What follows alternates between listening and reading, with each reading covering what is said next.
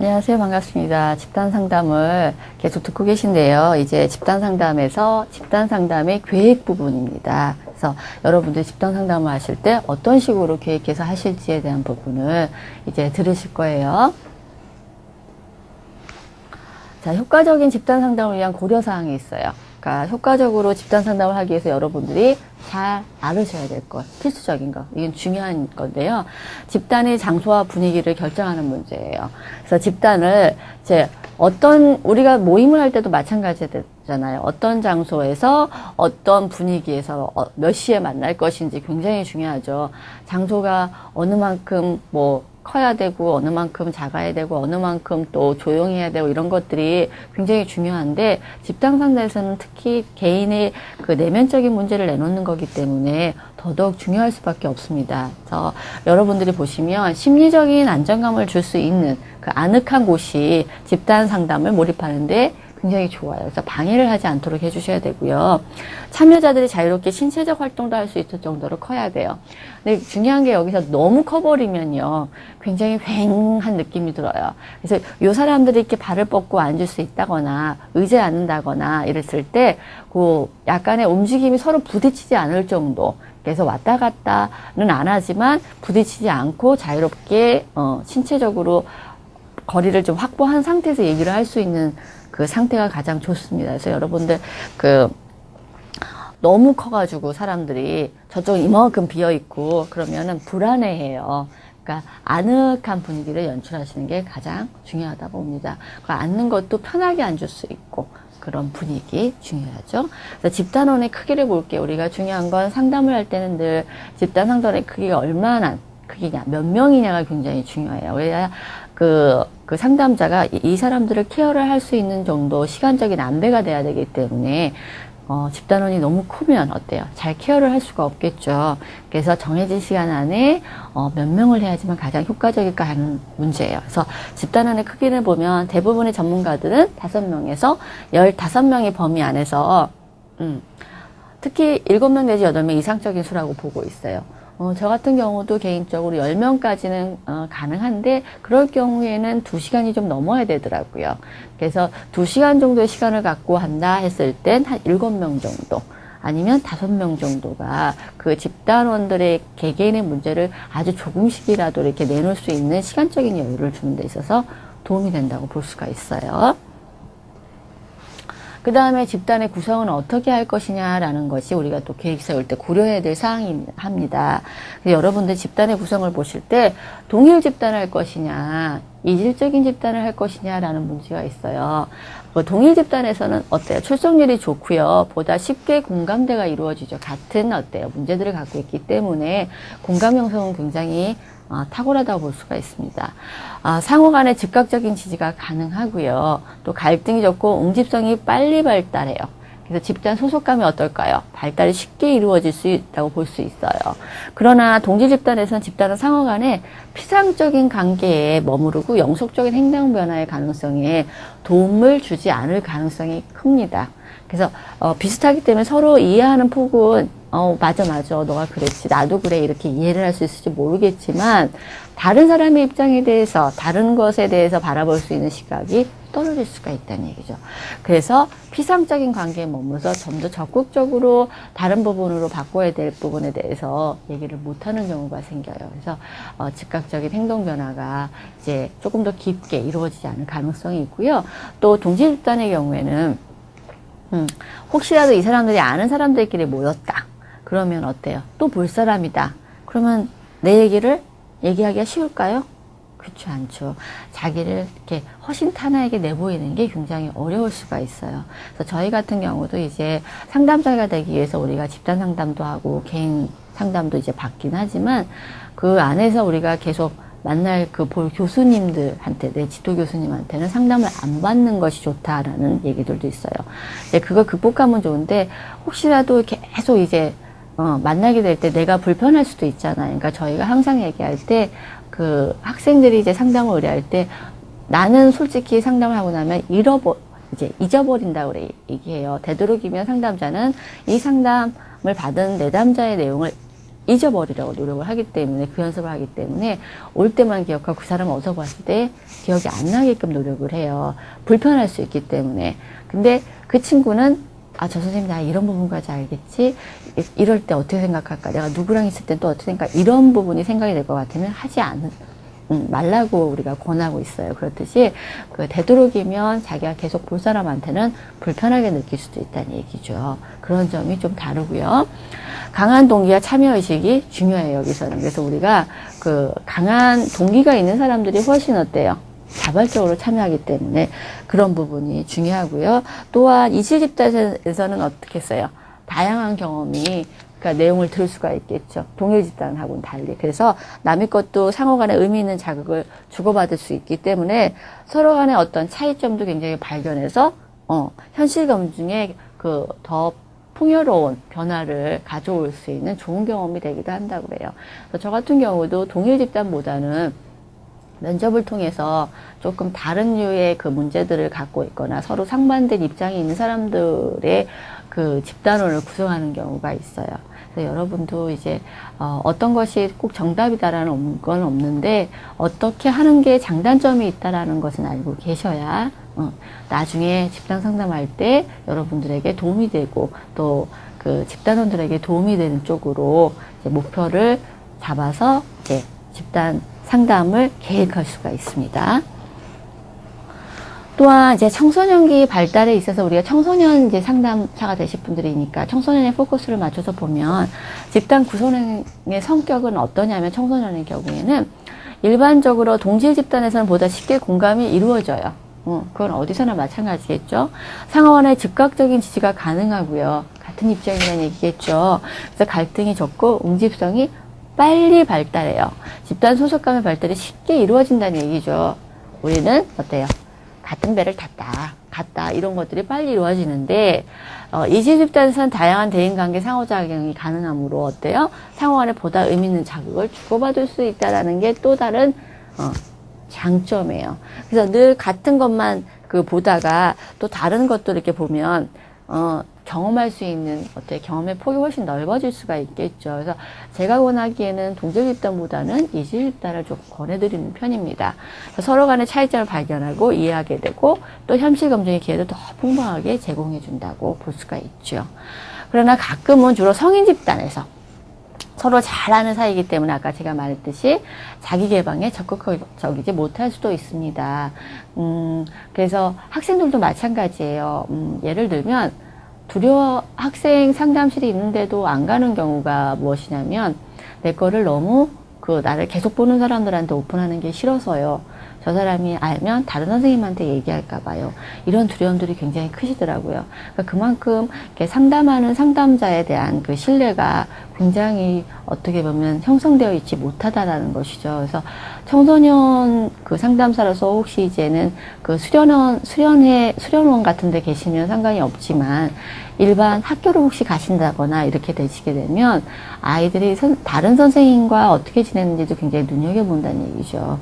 저 선생님이 어떤 스타일인가, 상담하시는 분이 말을 이 말 저 말 잘 남에게도 하시는 분인지 이런 것들을 이렇게 소심하고 또 내성적인 학생들은 눈여겨볼 수 있다는 점을 염두에 두시면 좋을 것 같아요. 그래서 우리가 봤고요. 연령은 어떻게 하는 게 좋으냐면 청소년의 경우에는 연령 차이는 가능한 적은 게 좋아요. 왜냐하면 변화가 아주 굉장히 나이대별로 많이 일어나기 때문에 청소년의 성숙 수준에 있어서 양적 질적으로 차이가 아주 크기 때문이에요.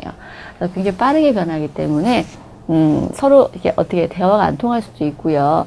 이해 못한다고 할 수도 있겠죠. 그래서 보시면 13세에서 15세 공통의 이제 발달 단계를 볼 수 있는 학생들끼리 묶어놓으면 도움이 될 수가 있고요. 15세, 18세, 그리고 19세 이상으로 집단을 구성하는 것이 바람직하다고 그래요.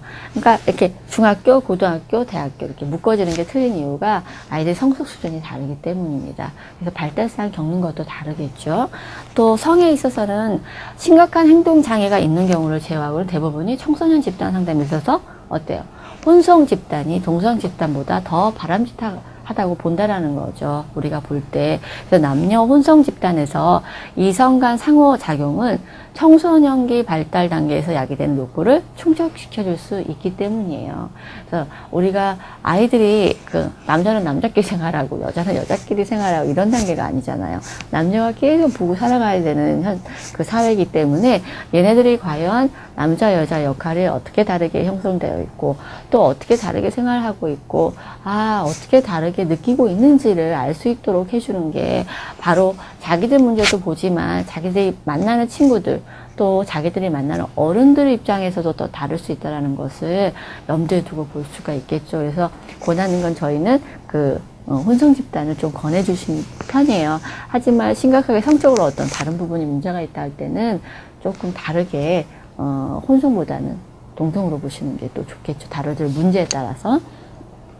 그 다음에 15세 이전의 청소년들은 그들이 성적인 정체감에 몰두하여서요. 다른 동성 또래들과 비교하려는 욕구가 강한 시기예요.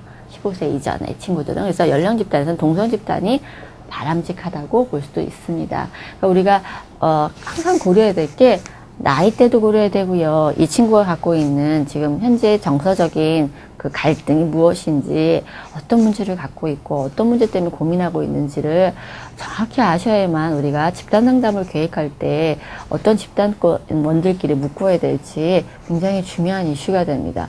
오히려 잘못 묶어서 심각하지 않았던 아이가 또 다른 걸 배워갈 수도 있는 게 이 청소년기예요. 그래서 청소년기 집단 상담은 계획하는 차원에서 아이들의 면접을 신중하게 잘 보고 고르셔야 된다는 점이 조금 조심해야 될 부분이죠.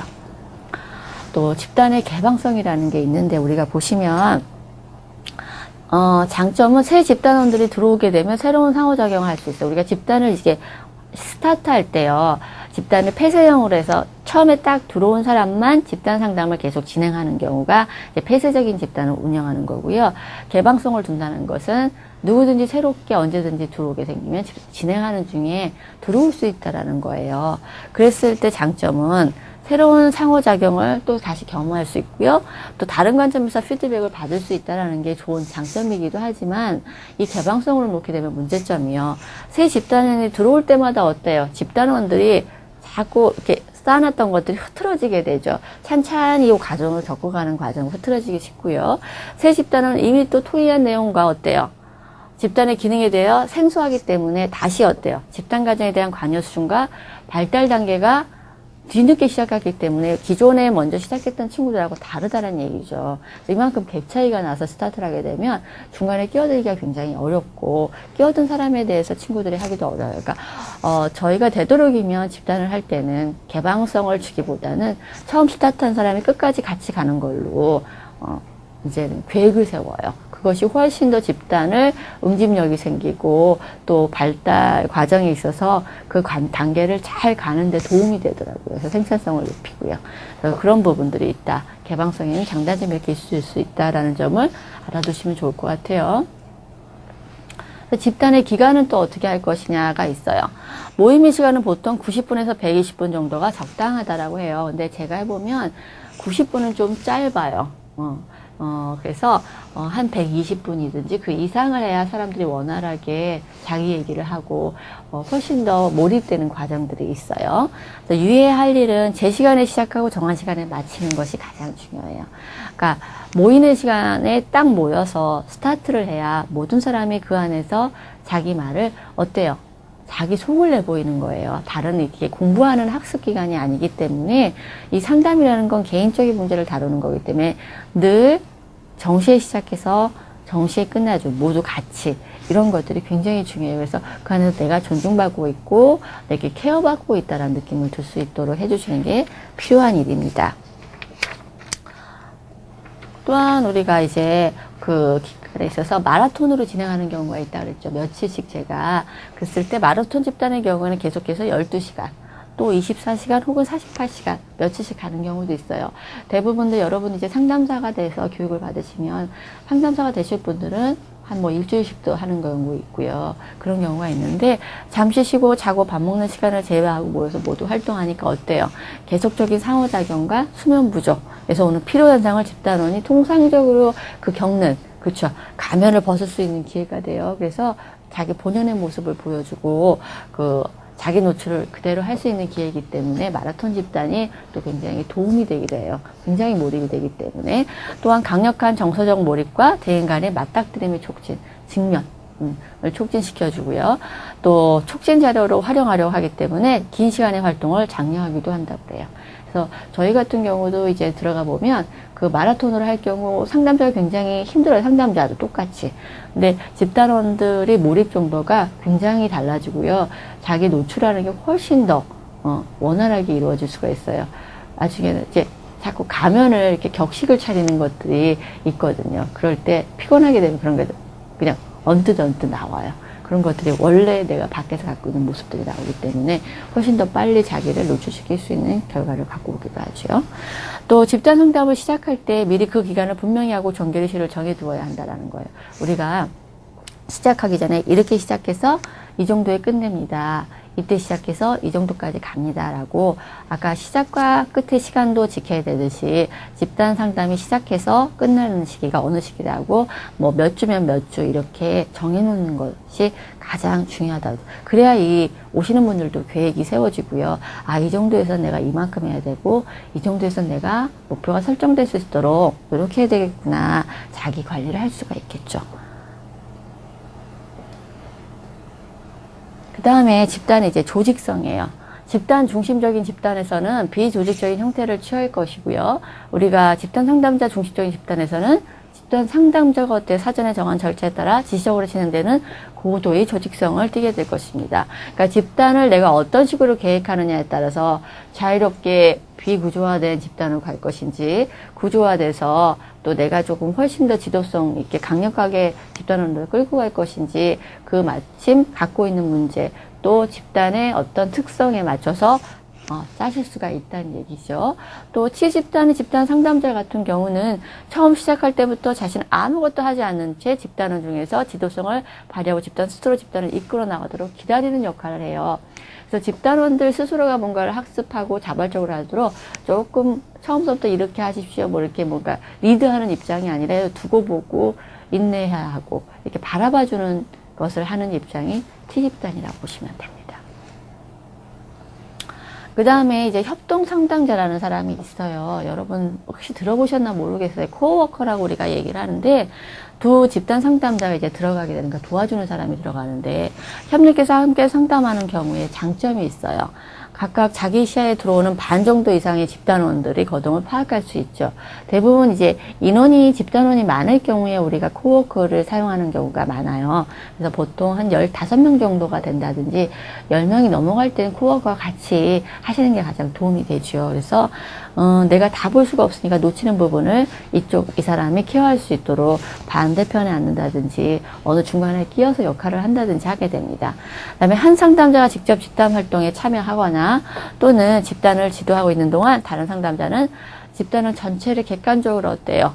관찰할 수 있죠. 그래서 관찰자의 역할을 하기도 해요. 그러니까 이 같이 일하는 사람들이 도와주는 사람이 같이 이제 뭔가 얘기를 하는 사람도 있지만 관찰자의 역할을 해서 가만히 바라봐주는 역할을 하기도 한다는 거에서 역할의 종류가 굉장히 다양하게 할 수 있다는 점입니다. 협동 상담 형태의 문제점은 과연 무엇일까요? 그럼 이때는 경쟁 관계에 놓이게 되는 경우에는 도움이 안 되겠죠. 서로 이제 의견이 달라서 얘가 잘할까 내가 잘할까 상담자들끼리 경쟁 상태에 놓이게 되면 누가 헤매겠어요?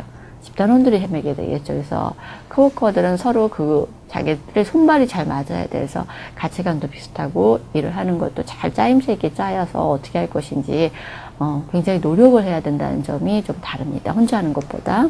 그래서 잘못하면 집단을 유지 발전에 지장을 초래하기도 한다는 거죠. 그래서 이 사람들이 서로 싸우고 있는 경우도 생길 수가 있어요. 근데 일부러 그것도 보여주는 경우도 있긴 해요. 이렇게 갈등 상황이 생길 수도 있다는 걸 일부러 하는 건 상관이 없지만 하다 보니 정말 그렇게 갈등 상황에 놓이게 돼서 유지 발전에 지장을 초래하는 경우도 생길 수 있다는 점을 여러분들 두시기 바라요. 사람이기 때문에 상담자들도. 그 다음에 집단 경험에 관한 일기를 경험 보고서를 쓰게 하는 경우가 있어요.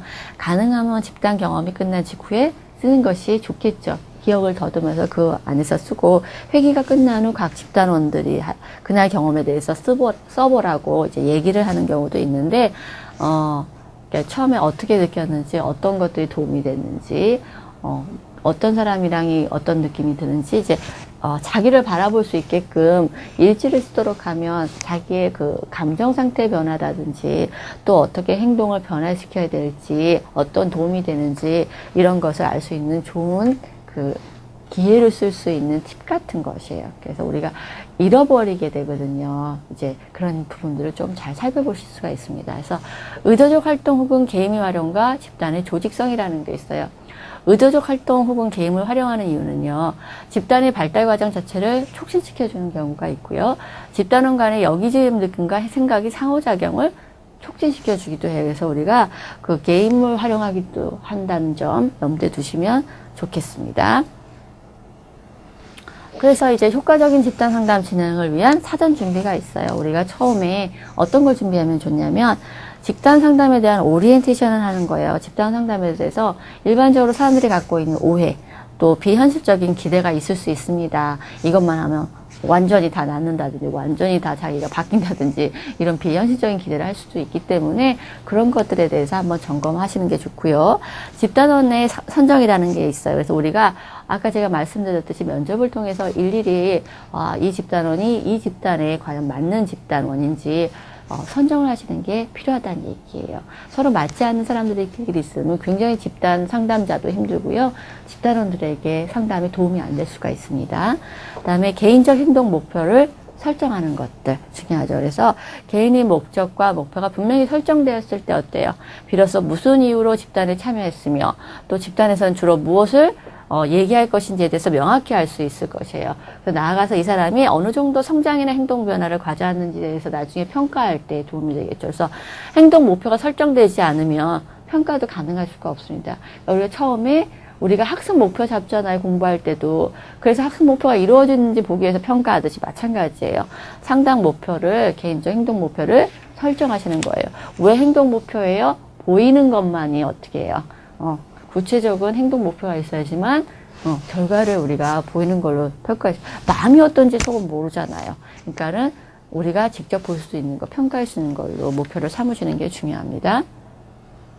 그래서 집단의 전체 목표를 설정을 하는 것도 또 중요해요. 우리가 집단 상담자는 집단원들의 목표나 특성, 집단 상담 이론, 또 자신의 특성 등을 고려하여서 집단이 나아가야 할 방향을 미리 설정해요. 집단원은 어떻게 해서 어떤 과정을 거쳐서 어떤 목표를 갖고 가야 되겠구나. 집단의 특성을 보시고 그렇게 목표를 정하시는 게 도움이 되시겠죠. 또한 전체 회기에 대한 계획이 있으셔야 돼요. 비구조화된 집단 상담일지라도 우리가 어느 정도 계획을 세우고 간다는 얘기죠. 그래서 개괄적인 프레임을 가지고 있어야 하고요. 특히 구조화된 집단 상담일 경우에는 반드시 전체 회기에 대한 계획이 구체적으로 짜여져 있어야 돼요. 이 시기에는 뭐가 되고 시작 단계였으니까 이 시기에는 뭐가 형성이 되고 이 시기에 뭐가 되고 전체적으로 어떤 흐름으로 어떻게 갈 것인지에 대해서 그 계획이 세워져야지만 어때요? 상담이 제대로 진행할 수 있겠죠. 우리가 무슨 일이든지 어때요? 여러분들이 시험 준비를 할 때도 지금 마찬가지예요. 내가 어떤 건 언제 보고 어떤 건 어떻게 보고 언제까지 끝내겠다는 계획이 있잖아요. 뭐 이렇게 단계 도입 단계, 뭐 그 다음에 준비 단계 어떻게 할 때 이렇게 이런 단계들에 맞춰서 무엇을 할지에 대한 계획이 잘 세워주지 않으면 우왕좌왕하다가 시간을 낭비하게 되겠죠. 그래서 분명히 상담자는 이런 계획들을 잘 세워서 집단원들이 무사히 잘 상담을 자기가 목표한 것을 이룰 수 있도록 도와주는 게 그 상담자의 역할이라고 보시면 됩니다. 자, 그럼 오늘 수업 여기까지 하겠습니다. 고맙습니다.